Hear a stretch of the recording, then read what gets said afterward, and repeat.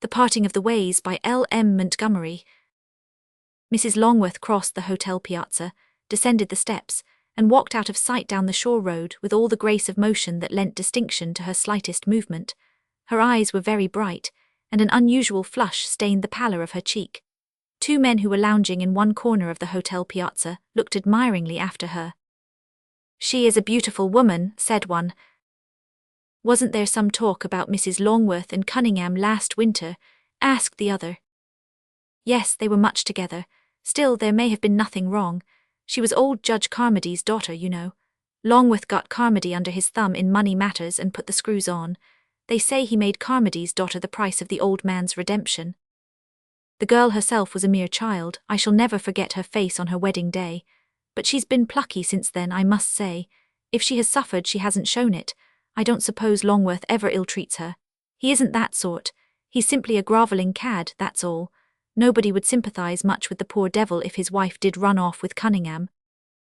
Meanwhile, Beatrice Longworth walked quickly down the shore road, her white skirt brushing over the crisp golden grasses by the way.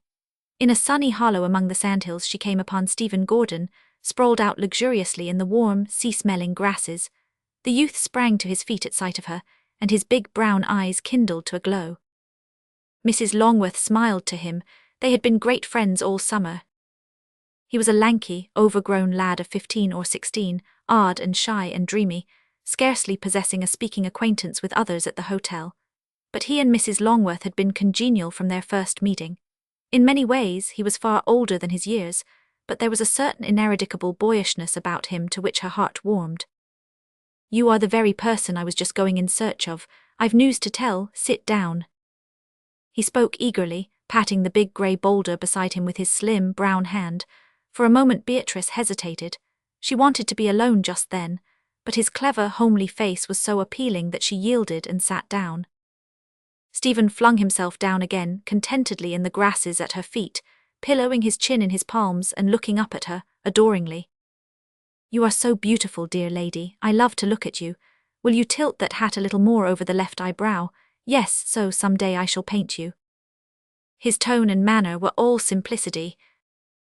"When you are a great artist," said Beatrice indulgently. He nodded. "Yes, I mean to be that. I've told you all my dreams, you know. Now for my news. I'm going away tomorrow. I had a telegram from father today." He drew the message from his pocket and flourished it up at her. "I'm to join him in Europe at once. He is in Rome. Think of it, in Rome. I'm to go on with my art studies there, and I leave tomorrow." "I'm glad and I'm sorry, and you know which is which," said Beatrice, patting the shaggy brown head. "I shall miss you dreadfully, Stephen." "We have been splendid chums, haven't we?" he said eagerly. Suddenly his face changed. He crept nearer to her and bowed his head until his lips almost touched the hem of her dress. "I'm glad you came down today," he went on in a low, diffident voice. "I want to tell you something, and I can tell it better here. I couldn't go away without thanking you. I'll make a mess of it. I can never explain things. But you've been so much to me. You mean so much to me. You've made me believe in things I never believed in before. I know now that there is such a thing as a good woman, a woman who could make a man better just because he breathed the same air with her." He paused for a moment, then went on in a still lower tone. "It's hard when a fellow can't speak of his mother because he can't say anything good of her, isn't it? My mother wasn't a good woman. When I was 8 years old she went away with a scoundrel. It broke father's heart. Nobody thought I understood, I was such a little fellow. But I did, I heard them talking. I knew she had brought shame and disgrace on herself and us, and I had loved her so.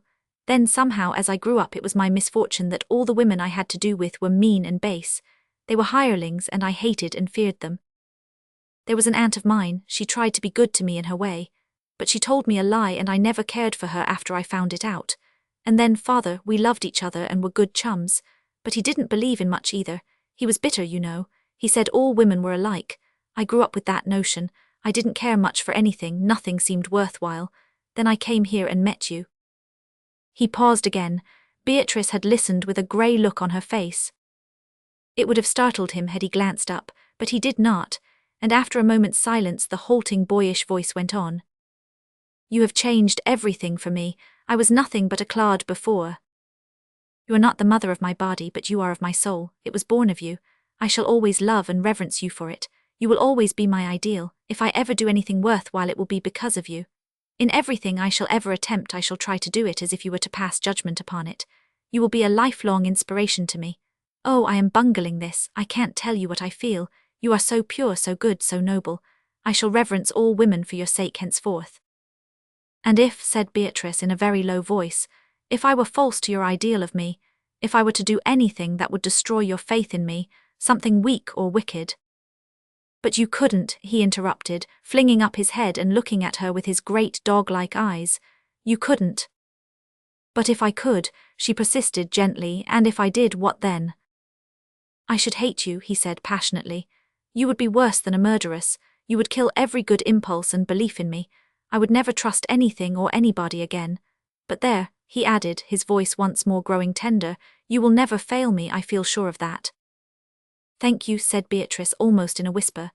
Thank you, she repeated after a moment. She stood up and held out her hand. I think I must go now. Goodbye, dear laddie. Write to me from Rome. I shall always be glad to hear from you wherever you are. And I shall always try to live up to your ideal of me, Stephen. He sprang to his feet and took her hand, lifting it to his lips with boyish reverence. I know that, he said slowly. Goodbye, my sweet lady. When Mrs. Longworth found herself in her room again, she unlocked her desk and took out a letter. It was addressed to Mr. Maurice Cunningham. She slowly tore it twice across, laid the fragments on a tray, and touched them with a lighted match. As they blazed up, one line came out in writhing redness across the page. I will go away with you as you ask. Then it crumbled into grey ashes. She drew a long breath and hid her face in her hands.